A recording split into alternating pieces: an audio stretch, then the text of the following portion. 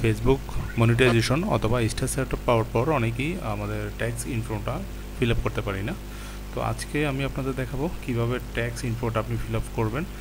আপনার যে টিন সার্টিফিকেটের যে নাম্বারটি আছে ওইটি দিয়ে আপনি ফিল আপ করতে পারবেন। এছাড়া আপনার যদি আগে পে আউট অ্যাকাউন্ট করা থাকে তাহলে অটোমেটিকলি সব নিয়ে নেবে। তো চলুন আজকে শুরু করা যাক ট্যাক্স ইনফোটা ফিল আপ করার